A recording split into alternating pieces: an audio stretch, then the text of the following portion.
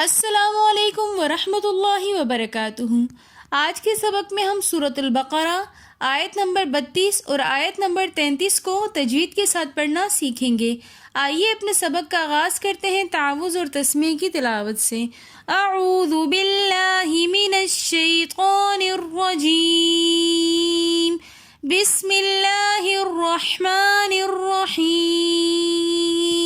قالوا سبحانك لا علم لنا إلا ما علمتنا إنك أنت العليم الحكيم۔ قالوا کے اندر قاف کے ساتھ الف مدہ ہے تو اس لیے ہم قا اس کو ایک الف کی مقدار کھینچ کر پڑھیں گے۔ لو کے اندر واو مدہ واو ساکن اس سے پہلے پیش ہونے کی وجہ سے ہم اس واو کو بھی تھوڑا سا کھینچ کر پڑھیں گے۔ قالوا، یاد رکھیے گا ہمیشہ اگر واو سے پہلے زبر ہوگا تو واولین ہوگا جس کو ہم بغیر کھینچے پڑھیں گے، اور اگر پیش ہوگا تو واو مدہ بن جائے گا۔ واو مدہ ہونے کی وجہ سے ہم اس کو ایک الف کی مقدار کھینچ کر پڑھیں گے۔ دوبارہ ریپیٹ کر لیتے ہیں۔ قالوا سبحانک میں با حرف قلقلہ میں سے آ رہا ہے ساکن حالت میں، تو اس لیے ہم با کی آواز کو پلٹا کر واپس لے کر آئیں گے۔ سبحانک، ہا کے اوپر کھڑا زبر ہے تو اس لیے ہم ہا کو بھی ایک الف کی مقدار کھینچ کر پڑھیں گے۔ ہا کی ادائیگی میں خیال رکھنا ہے کہ ہا کو ہا کے ساتھ مکس نہ کر دیں۔ سبحانک، لا علم لنا میں بھی لا کے ساتھ الف مدہ ہے تو لا ہم ایک الف کی مقدار کھینچ کر پڑھیں گے۔ لا علم لنا میں مد منفصل ہو رہی ہے تو اس وجہ سے ہم اس کو 3 الف کی مقدار کھینچ کر پڑھیں گے۔ لا علم لنا، الا کے اندر بھی حرف مدہ کے اندر الف مدہ آ رہا ہے تو اس لیے ہم اس کو ایک الف کی مقدار کھینچ کر پڑھیں گے۔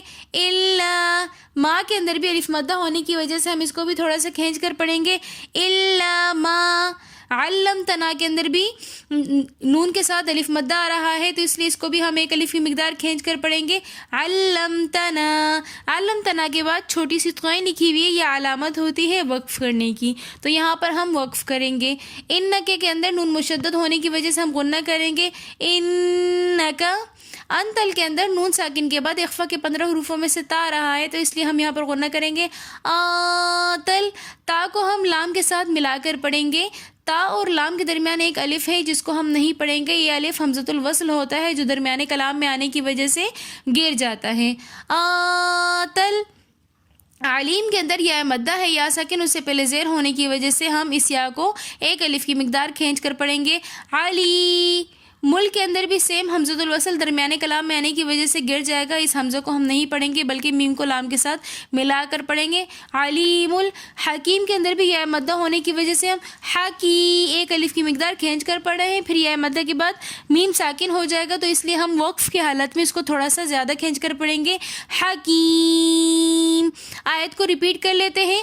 قالوا سبحانك لا علم لنا إلا ما علمتنا إنك أنت العليم الحكيم۔ قال يا آدم أنبئهم بأسمائهم، قال يا آدم أنبئهم بأسمائهم فلما أنبأهم بأسمائهم قال ألم أقل لكم إني أعلم غيب السماوات والأرض وأعلم ما تبدون وما كنتم تكتمون۔ قولا کے اندر الف مدہ ہو رہا ہے تو اس لیے ہم اس قوف کے ساتھ جو الف ہے اس کو ایک الف کی مقدار کھینچ کر پڑھیں گے۔ قولا کے ساتھ پھر آگے مد منفصل ہو رہی ہے تو ہم یا کو 3 الف کی مقدار کھینچ کر پڑھیں گے۔ قال یا، आदमू के अंदर भी खड़ा ज़बर होने की वजह से मद्द मुनफसिल बन रही है, तो इस वजह से हम पढ़ेंगे क़ाल या आदमू। हम के अंदर नून साकिन के बाद बा रही है, तो इसलिए हम नून साकिन की आवाज़ को मीम के साथ बदल कर पढ़ेंगे हम। आगे फिर मीम साकिन के बाद भी बा रही है, तो यहाँ पर भी हम गुन्ना करके पढ़ेंगे हम। बिअस्माइहिम के अंदर मद्दे मुत्तसिल हो रही है, तो यहाँ पर भी हम 3 अलिफ की मिकदार खींच कर पढ़ेंगे बिअस्माइहिम। बिअस्माइहिम के बाद एक छोटी सी जीम लिखी हुई है, यह अलामत होती है वक्फ करने की, तो लिहाजा हम बिअस्माइहिम पर वक्फ करेंगे। फलम्मा के अंदर भी मुशद्दद होने की वजह से पहले हम गुन्ना करेंगे फलम, फिर आगे मद होने की वजह से हम इसको 3 अलिफ की मिकदार खींच कर पढ़ेंगे फलम्मा। पहले हमने मीम मुशद्दद के गुन्ने को कंप्लीट करना है, उसके बाद हमने मद की मिकदार को खींच कर पढ़ना है फलम्मा। अम के अंदर सेम कायदा दोबारा रिपीट हो रहा है, नून साकिन के बाद बा आ रही है, तो हम नून साकिन की आवाज़ को मीम के साथ बदल कर पढ़ेंगे अम बाहुम के अंदर दोबारा मीम साकिन के बाद बा आ रही है, तो हम यहाँ पर भी गुन्ना, यहाँ पर भी करेंगे गुन्ना अम बाहुम बिअस्माइहिम। बिअस्माइहिम के मद्दे मुत्तसिल हो रही है, तो इसलिए हमने यहाँ पर भी खींच कर पढ़ा।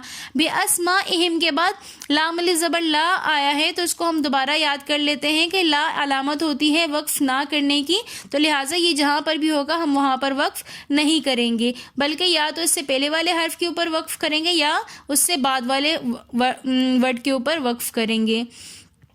दोबारा कौल आ रहा है सेम वर्ड, तो कौला को हम 1 अलिफ की मिकदार खींच कर पढ़ेंगे, क्योंकि अलिफ मद्दा आ रहा है। कौ हमने इसको 1 अलिफ की मिकदार इसी वजह से खींच कर पढ़ा। अलम अकुल लकुम, अकुल लकुम के अंदर हमने क़ाफ को लाम के साथ मिलाकर पढ़ा, जो लकुम का लाम है।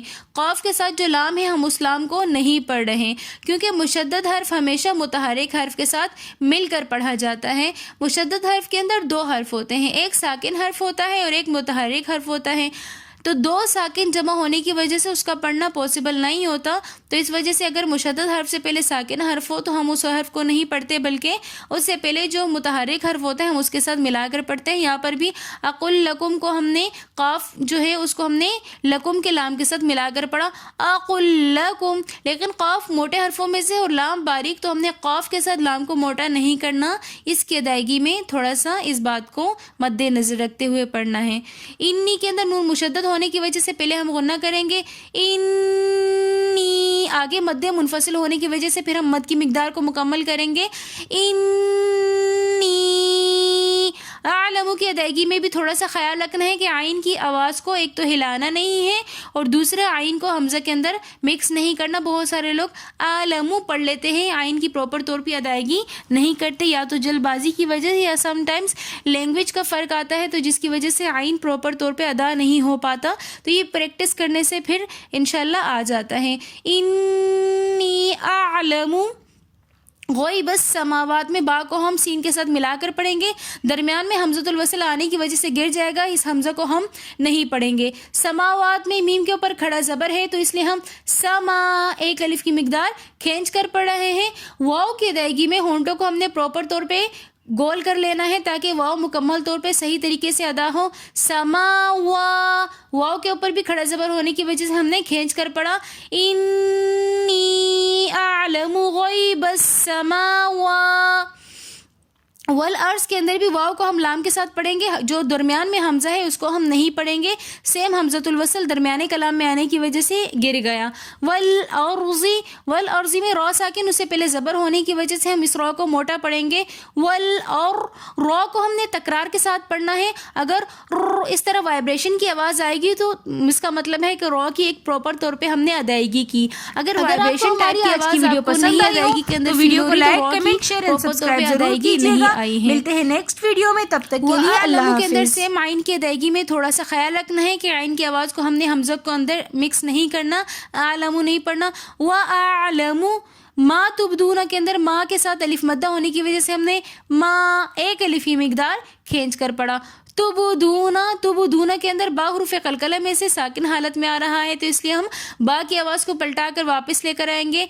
मा तुबदूना के अंदर वाव मद्दा होने की वजह से हम तुबदू اس کو تھوڑا سا ایک الف کی مقدار کھینچ کر پڑھ رہے ہیں.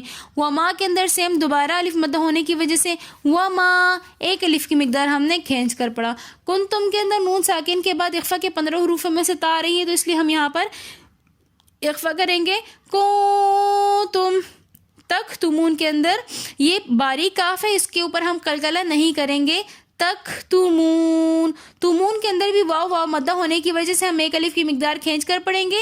واو مدہ کے بعد پھر آگے دوبارہ ساکن حرف آ رہا ہے تو وقف کی حالت میں ہم اس کو تھوڑا سا زیادہ کھینچ کر پڑھیں گے. تختمون. آیت کو دوبارہ ریپیٹ کر لیتے ہیں. قال یا آدم انبئهم بأسمائهم فلما أنبأهم بأسمائهم قال ألم أقل لكم إني أعلم غيب السماوات والأرض وأعلم ما تبدون وما كنتم تكتمون.